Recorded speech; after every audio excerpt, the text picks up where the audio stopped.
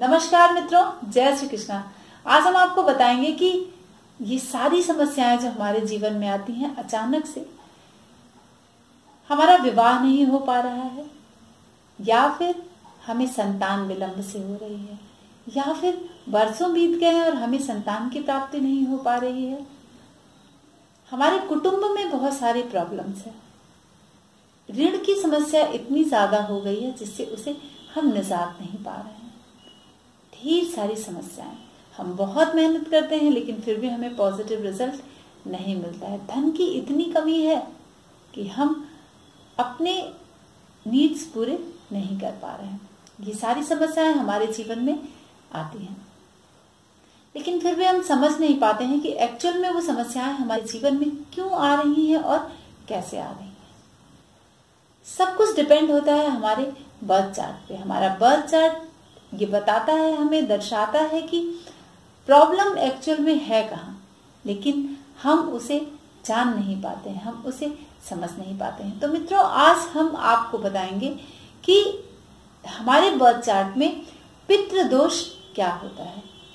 बहुत सारा पैसा खर्च करते हैं हम, बहुत सारी पूजा कराते हैं, लेकिन फिर भी उससे हमें निजात नहीं मिल पाती है। क्यों? क्योंकि हमें एक्चुअल में पता ही नहीं होता है कि हमारे बर्थ चार्ट में और हमारे जीवन में किस तरह की बाधाएं घर करके बैठ गई हैं।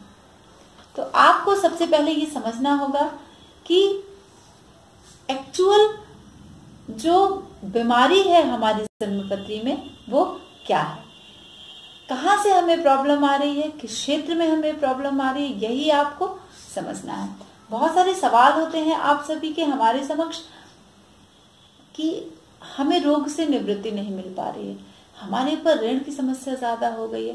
तो ये सारी निजात में आज आपको बताने जा रही हूँ कि क्या है और किस तरह से आपके जीवन में हावी हो गया है और उससे आप उबर नहीं पा रहे हैं। ठीक है, तो सबसे पहले आप जान लें कि आपकी जन्म पत्री में जो प्रथम भाव है, ठीक है मित्रों, आपके ये जो प्रथम भाव है, यहाँ पर कोई नंबर हो सकता है। मैं हमेशा अपने वीडियोस में बताती हूँ कि कोई भी लग्न आपका हो सकता है। ये सिर्फ हमारा उदाहरण है जिसके माध्यम से मैं आपको बताने की कोशिश कर रही हूँ। 12 लग्नों में से कोई भी लग्न आपका हो सकता है। तो प्रथम भाव से लेकर 10वें भाव तक अब हम बताएंगे आपको कि वो कौन से ग्रह हैं जो हमें पितृ दोष देते हैं। पितृ यानी पिता, पिता यानी सूर्य। ठीक है, सूर्य को ग्रहण लग जाना, किन चीजों से सूर्य को ग्रहण लगता है आपको शायद पता हो, लेकिन मैं बताती हूँ कि जब सूर्य राहु के साथ होता है तो वह ग्रहित हो जाता है। ठीक है, अब जब राहु पीड़ित हो जाता है और सूर्य पीड़ित हो जाता है तो क्या देता है? बहुत सारी प्रॉब्लम्स देता है हमारी लाइफ में। ठीक है, अब इसको चाहे हम पितृदोष कह लें, ग्रहण दोष कह लें, कुछ भी कह सकते हैं, लेकिन ये है एक दोष जिसे आपको अपनी जन्मपत्री में समझना होगा। आपका लग्न 1 से लेकर 12 कोई भी हो सकता है। अब हमें देखना है कि 1 से लेकर 10वें भाव तक। ठीक है, क्योंकि ये हम है, मैंने पहले अपने वीडियोस में आपको समझा दिया है कि प्रत्येक भाव कैसे हमसे संबंधित है। सूर्य, राहु और शनि, ये 3 ग्रह बहुत ही इंपॉर्टेंट होते हैं पितृ दोष में। पितृ दोष की समस्या क्या है और उसका समाधान क्या है। सूर्य और राहु प्रथम भाव से लेकर 10वें भाव में किसी भी भाव में यदि आपकी जन्म पत्री में विराजमान है, ये हो गया पहला नियम, यानी सूर्य और राहु। ठीक है, सूर्य और राहु चाहे प्रथम भाव में हो, द्वितीय में हो, तृतीय में हो, चतुर्थ में हो, पंचम में हो, छठे में हो, 7वें में, 8वें में, 9वें या फिर 10वें में हो, किसी भी भाव में हो सकता है। तो अगर इन भाव में सूर्य और राहु एक साथ आपकी जन्म पत्री में विद्यमान है तो आपकी जन्म पत्री में पितृ दोष की समस्या है। फिर दूसरा नियम क्या होगा? सूर्य और शनि। अब सूर्य और शनि, ठीक है, अब इसको हम गोल कर देंगे तो ये शनि बन जाएगा, है ना। हमें भी आता है कैसे एक को दूसरे में बदलना मित्रों। तो सूर्य और शनि अगर 1 से लेकर 10वें भाव में बैठे हैं तो भी हमारे जन्म पत्री में वह पितृदोष होगा। ठीक है, कोई भी भाव में, चाहे चतुर्थ में बैठ गए हो सूर्य और शनि, तो चतुर्थ से संबंधित समस्याएं देंगे। प्रथम में बैठे हैं तो आपको मानसिक अशांति दे देंगे, स्वास्थ्य संबंधी समस्या दे देंगे, दाम्पत्य जीवन, क्योंकि सप्तम से सप्तम भाव लग्न होता है, दाम्पत्य जीवन में समस्याएं दे देंगे। यानी जिस भाव में बैठे हैं ये दो ग्रह, चाहे सूर्य शनि, चाहे सूर्य और राहु, कोई भी भाव में दशम में बैठे हो, सूर्य शनि या फिर सूर्य राहु, ठीक है, इसको हटा देंगे तो ये रा हो जाएगा। तो ये होता है पितृ दोष। इस दोष में आपको जिस भाव से संबंधित बैठे हैं उसी भाव से संबंधित वह आपको दोष देंगे, बाधा देंगे। यदि दशम में बैठे हैं तो आपके कर्म क्षेत्र में बाधा दे देंगे। कितनी भी मेहनत आप करेंगे लेकिन आपको वो पॉजिटिव रिजल्ट नहीं मिल पाएगा। नौकरी के लिए ट्राई करते करते हम परेशान हो जाते हैं लेकिन फिर भी हमें नौकरी नहीं मिल रही है, तो यही कारण होता है। और भी बहुत से कारण हैं, लेकिन आज मैं आपको पितृ दोष के संबंध में बता रही हूं, तो यहाँ पर समझना आपको बहुत ही जरूरी है। सप्तम में है तो विवाह विलंब से करा देगा, साझे में प्रॉब्लम कर देगा, व्यवसाय में प्रॉब्लम कर देगा। छठे भाव में तो रोग ऋण शत्रु की वृद्धि कर देगा। अष्टम में है तो आयु संबंधित पीड़ा दे देगा, अचानक से कहीं दुर्घटना हो जाएगी और हमारी मृत्यु हो जाती है। ये सारी समस्याएं सूर्य शनि या सूर्य राहु की वजह से आती हैं। तो आप समझ गए होंगे कि इन भाव में ये कंडीशन है तो इस तरह की समस्या आएगी। अब हम बताएंगे कि सूर्य जब नीच का हो जाता है और उसके साथ राहु बैठ जाता है तब भी ये प्रॉब्लम हमारे जीवन में एक बीमारी की तरह घर कर जाता है। ठीक है, अब हम बताएंगे कि सूर्य नीच का हो जाए। अब सूर्य सप्तम यानी मेष में उच्च का होता है और अपनी सी 7वीं राशि में यह नीच का हो जाता है। तो सूर्य अगर तुला राशि में है, ठीक है, और इसके साथ राहु बैठ जाए, नीच के ग्रह में राहु हो जाए या फिर शनि बैठ जाए, तो ऐसी कंडीशन में और भी उग्र हो जाता है यह पितृदोष। यह संतान प्राप्ति में बहुत ज्यादा विलंब कर देता है, आपके विवाह में बहुत ज्यादा, मतलब जिस भाव से वह रिलेटेड है उसी भाव से संबंधित वह आपको फल प्रदान करता है। फिर हम बताएंगे कि लग्नेश अगर, क्योंकि लग्न का बहुत बड़ा रोल होता है, लग्न यानी हम ही तो पीड़ित होते हैं किसी काम के लिए, है ना, हमें ही पीड़ा होती है, चाहे वह हमारे पैसे को लेकर हो, चाहे हमारे विवाह को लेकर हो, हमारे कार्यक्षेत्र को लेकर हो, हमारे राज्य से संबंधित कोई प्रॉब्लम हो, हमारे भाई बहन से संबंधित कोई प्रॉब्लम हो, कुटुंब से संबंधित कोई प्रॉब्लम हो, हमें सुख नहीं मिल पा रहा है, हमें मानसिक चिंता बहुत ज्यादा हो गई है, हम फ्रस्ट्रेशन के शिकार हो रहे हैं, या फिर हमारी आयु में कोई बाधा आ रही है, तो इससे कौन प्रभावित होता है? हम ही तो प्रभावित होते हैं। तो ये सारे भाव कौन है? हम ही हैं। मतलब आप देखिए ये सारे भाव हम हैं, ये हम हैं और इनसे संबंधित ये सारे भाव हैं। तो लग्नेश अगर छठे में चला है, अब देखिए यहाँ पर लग्नेश क्या है? मंगल है। मंगल यहाँ पर आ जाए, मंगल अष्टम में आ जाए और मंगल द्वादश में आ जाए, तो ये कंडीशन बहुत ही खराब होती है। लग्नेश का छठे, आठवें, 12वें में चले जाना, इस कंडीशन में बाधाएं आती हैं। और अगर लग्न में राहु आ जाए, लग्नेश छठे, आठवें, 12वें में चला जाए और लग्न में राहु आ जाए, तब भी पितृदोष की संभावना होती है और व्यक्ति बहुत ही परेशान होता है, पीड़ित होता है, बाधाएं उनके जीवन में आती हैं। तो अपनी अपनी जन्म पत्री में आप इन चीजों को जरूर देख लें, बारीकी से देख लें कि राजयोग चल रहा है लेकिन फिर भी हमें फायदा ही नहीं हो रहा है। आप अक्सर पूछते हैं कि अरे हमारे में तो ये पंच महापुरुष योग है मैडम, लेकिन फिर भी हमें वो रिजल्ट नहीं मिल रहा है। हमारी दशा बहुत पॉजिटिव चल रही है, भाग्येश की चल रही है, लग्नेश की चल रही है, या फिर पंचमेश की चल रही है, दशमेश की चल रही है, लेकिन फिर भी हमें रिजल्ट मिल क्यों नहीं रहा है? तो यही कारण होता है। और भी बहुत सारे दोष होते हैं जन्मपत्री में, लेकिन ये एक मुख्य कारण होता है जो आपको उस तरह के रिजल्ट पॉजिटिव नहीं मिल पाते हैं। हमारे पितृ जो है वो हमसे असंतुष्ट रहते हैं। पितृ इन द सेंस हमारे जो पूर्वज हैं, हमारे पिता हैं, उनकी मृत्यु हो गई है, हमारे कोई भी हमारा एक सदस्य है हमारे घर का, हमारे परिवार का, हमारे कुटुंब का, जो हमसे बड़ा है, या फिर कोई भी हो सकता है। लेकिन जब हम पितृ की बात करते हैं तो हम सूर्य की बात करते हैं, और सूर्य का राहु से पीड़ित होना या फिर शनि से पीड़ित होना, पापी ग्रहों से पीड़ित होना, यह इंडिकेट करता है कि हमारी जन्मपत्री में इस तरह के दोष विद्यमान है। अब एक बहुत ही सुंदर योग मैं आपको बताऊंगी जिसमें हमारी संतान की प्राप्ति नहीं होती है और विलंब होता है संतान में। तो क्या ऐसे कारण होते हैं? बृहस्पति सिंह राशि में हो, ठीक है। बृहस्पति क्या है?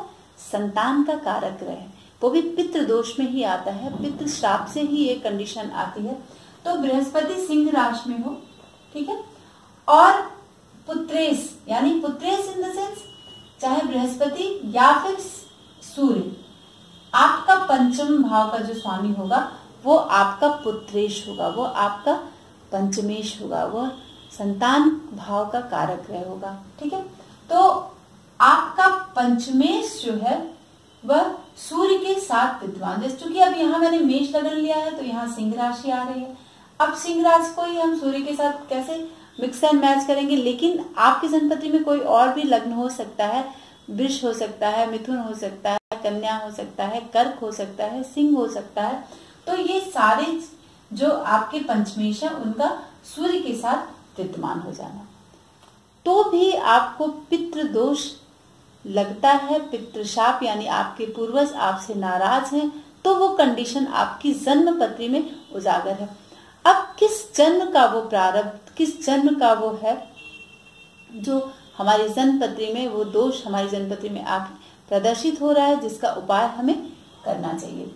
और पंचम लग्न में हो, पंचम में, पंचम भाव में और लग्न में पाप ग्रह हो, पितृ दोष का एक बहुत बड़ा कारण है पंचम भाव। और पंचम यानी हमारा प्रारब्ध, ठीक है, और लग्न यानी हम। तो हमारा प्रारब्ध जो है वो हमारे लग्न से जब कनेक्ट हो जाता है तो यहाँ पर पितृ दोष की संभावना बढ़ जाती है। तो हमारे पंचम भाव में और लग्न में क्या हो जाए? पाप ग्रह विद्यमान हो जाए, तो वहां पर कंडीशन खराब होती है और हमें लाख प्रयास करने के भी बाद हमें वो रिजल्ट नहीं मिल पाता। तो इसका आपको विशेष ख्याल रखना होगा, ध्यान रखना होगा। और लग्न से अष्टम में अगर सूर्य हो जाए, ठीक है, और पुत्र स्थान में शनि बैठ जाए, लग्न से अष्टम में शनि का बैठ जाना और लग्न से पंचम भाव में आपके नहीं, यहां पर लग्न से अष्टम भाव में सूर्य का बैठ जाना और लग्न से पंचम में शनि का बैठ जाना, ठीक है। ये कंडीशन भी पितृ दोष को, पितृशाप को प्रदर्शित करती है। यहाँ पर भी कंडीशन खराब होती है, आपको प्रॉब्लम्स आती हैं, चाहे वो संतान को लेकर, विवाह को लेकर। और एक चीज और बता दूं मैं कि आपके पंचम भाव का जो स्वामी है, कोई भी हो सकता है, सूर्य हो सकता है, बुध हो सकता है, शनि हो सकता है, बृहस्पति हो सकता है, शुक्र हो सकता है, कोई भी हो सकता है, उसके साथ राहु का बैठ जाना, यानी आपका पंचमेश सूर्य है, सूर्य यहाँ पर बैठ जाए और यहाँ पर राहु बैठ जाए, किसी भी भाव में बैठ जाए, ठीक है, तो आपको पितृ दोष दर्शाता है आपकी जन्म कुंडली। अब आपको देखना क्या है कि किसी भी दोष को काटने के लिए शनि का प्रबल होना जरूरी होता है। शनि के अंश आप देख लीजिए कि वो कितना अंश, कितनी डिग्री का है। अगर शनि बहुत ही मजबूत स्थिति में है, राहु की डिग्री से ज्यादा है, तो राहु का कम प्रभाव पड़ता है, शनि वहां पर इफेक्ट करने लगता है। या फिर राहु और सूर्य में बहुत ज्यादा अंशों में डिफरेंस है, कम से कम उनके अंशों में हमें 5 से 7 या 10 अंशों का अगर अंतर हो जाता है, अगर सूर्य प्रथम देशकाल में है और राहु तृतीय देशकाल में है, शनि प्रथम देशकाल में है और राहु सूर्य तृतीय देशकाल में, इस तरह का अगर 10 अंश का लगभग अंतर हो जाए तो ये स्थिति थोड़ी सी कंट्रोल लेवल होती है, मतलब आप कंट्रोल कर सकते हैं। लेकिन अगर ये स्थिति कंट्रोल नहीं, अगर इस स्थिति में इतना ज्यादा फर्क नहीं है अंशों में, जैसे सूर्य 12 अंश का है और राहु 13 अंश का है, 14 अंश का, 15 अंश का है, 5 अंश से अंतर कम का अंतर है, तो वहां पर आपको ये प्रॉब्लम होगी। तो आपको राहु और शनि का उपाय करना होगा, पितृ दोष का उपाय जरूर करना होगा। अब हम आपको बताएंगे कि पितृ दोष से आप निजात कैसे पाएंगे। पितृ दोष यानी आपके पितरों को प्रसन्न करना। जिस दिन आपके परिवार में आपके जिन सदस्यों की पितृ तिथि मनाई जाती है, जैसे पितृपक्ष में हम 15 दिन पितरों के लिए हमारे शास्त्रों में आया है, तो उस दिन उस समय हमें बहुत ही सावधानी से पितरों का श्राद्ध करना चाहिए, वस्त्र का दान करना चाहिए, भोजन खिलाना चाहिए, ब्राह्मणों को दक्षिणा देना चाहिए। तो ये कंडीशन से आपको पॉजिटिव मिलता है। और हाँ, सबसे पहले सबसे बड़े पूजनीय हमारे पिता और माता है। अगर हमने अपने माता पिता की सेवा नहीं की, माता पिता के ब्लेसिंग को नहीं लिया, तो ये हमारी कुंडली में दोष बनकर जरूर उभरता है। तो हमारा ये संदेश है आप सभी से कि अक्सर होता है कि हम कहीं दूसरे शहर में रह रहे हैं और हमारे माता पिता गांव में हैं, घर में हैं, उनको बहुत ही कष्ट हो रहा है। इस तरह की अगर हमारी जीवन है, इस तरह का जीवन है, तो हमें इन चीजों से बचना चाहिए। आप करोड़ों का उपाय कर लें, आप लाखों का उपाय कर लें, लेकिन फिर भी आपके जीवन में वो समस्याएं आती ही आती हैं। एक तो पूर्व निश्चित है कि हमारे जीवन में समस्याएं आएंगी ही आएंगी, दूसरे हम और क्रिएट कर रहे हैं अगले जन्म के लिए, बैलेंस बना रहे हैं इन चीजों को कष्ट पहुंचाकर, अपने माता पिता को कष्ट पहुंचाकर। तो हमारी आपसे गुजारिश है कि आप जहां कहीं भी रहें, अगर इस तरह की कंडीशन है, आपके माता पिता को कष्ट है आपके दूर रहने से, तो आप अपने पास रखें उन्हें और उनकी ब्लेसिंग लें, उनकी सेवा जरूर करें। तो ये जो दोष आपकी संपत्ति में आ रहा है वो बिल्कुल से समाप्त हो जाएगा और जो पितरों की ब्लेसिंग है वो आपको मिलने लगेगी। देखिए, शास्त्रों में आया है ब्राह्मणों को भोजन कराना, ठीक है। तो ब्राह्मण ब्राह्मण जैसे हमारी वर्ण व्यवस्था है, ब्राह्मण, क्षत्रिय, वैश्य, शूद्र, हम इसको नहीं मानते हैं मित्रों, ठीक है। लेकिन हम कहते हैं ना, सबका ब्लड एक है, खून एक है। ये सच बात है, सब में समानता है, हर व्यक्ति एक है। लेकिन कुछ व्यवस्थाएं हैं हमारे शास्त्रवत जिसमें हमें ब्राह्मण भोजन कराने से पितृ की शांति मिलती है। क्यों? क्योंकि हम जैसे भी हैं, हमें अपने से उस ब्लेसिंग को लेना है, उस कार्य को करके उस ब्लेसिंग को लेना है। तो हमें आप अगर शास्त्र में आया है कि ब्राह्मण भोजन कराएं, 100 ब्राह्मणों की संख्या हो, 1000 ब्राह्मण की संख्या हो, गौ का दान करिए, तो ये चीजों को पॉजिटिव लेने के लिए आपको ये काम करना होगा। आपको तब जाके आपको पितृ शांति मिल सकती है मित्रों। और शास्त्रवत जो नियम है उसको आप जरूर करें। ऐसे तो भूखे को भोजन कराएंगे तो उसकी ब्लेसिंग आपको मिलेगी ही मिलेगी, लेकिन पर्टिकुलर पितृ शांति के लिए आपको ब्राह्मण भोजन कराना, गौ दान करना, कन्या अगर आपकी नहीं है तो आप किसी और की गरीब की कन्या हो उसका विवाह जरूर करें, जिससे आपको जो आपके जन्मपति में दोष आ रहा है उससे आपको निजात मिल सके, ठीक है। सूर्य और राहु के मंत्रों का जाप आप जरूर कराएं, तब जाके आपको इस पितृ दोष से शांति मिल सकती है। प्रत्येक अमावस्या के दिन ब्राह्मण भोजन कराएं, पूरे घर को आप धुलाई करें, छत से लेकर नीचे तक। अमावस्या के दिन आप अपने घर की सफाई जरूर करें, इससे आपको बहुत ही पॉजिटिव रिजल्ट मिलेगा, क्योंकि उस दिन सारे पितृ का प्रभाव हमारे घर पे होता है अमावस्या के दिन। तो हमें उस दिन धूप दीप जलाना चाहिए, अपने पूरे घर में दिखाना चाहिए और पूरे घर की सफाई करनी चाहिए, जिससे पूरी नेगेटिव एनर्जी बाहर चली जाए और पूरे 1 महीने के लिए फिर से हमें पॉजिटिव जो एनर्जी हमें लेनी है वो हमें मिल सके। तो मित्रों, आपसे अनुरोध है, आपसे हमारी गुजारिश है कि आप अपने माता पिता की ब्लेसिंग जरूर लें, तभी आपको आपकी जन्म पत्री का एक पॉजिटिव रिजल्ट आपको प्राप्त होगा। और पितृ दोष की शांति जरूर कराएं, शास्त्रवत शांति कराएं जो शास्त्रों में आया है। कहीं सुनी बातों पर आप विश्वास न करें, क्योंकि एग्जैक्ट रिजल्ट हमें तभी मिलता है जब हम पर्टिकुलर उस शांति को करते हैं। दोस्तों नमस्कार, मैं अर्चना शुक्ला, मैं एक एस्ट्रोलॉजर हूँ। आप सबको अगर हमारा ये चैनल पसंद आता है तो आप सब हमारे इस वीडियो को सब्सक्राइब जरूर करें। हमारे द्वारा दी हुई जानकारी अगर आपको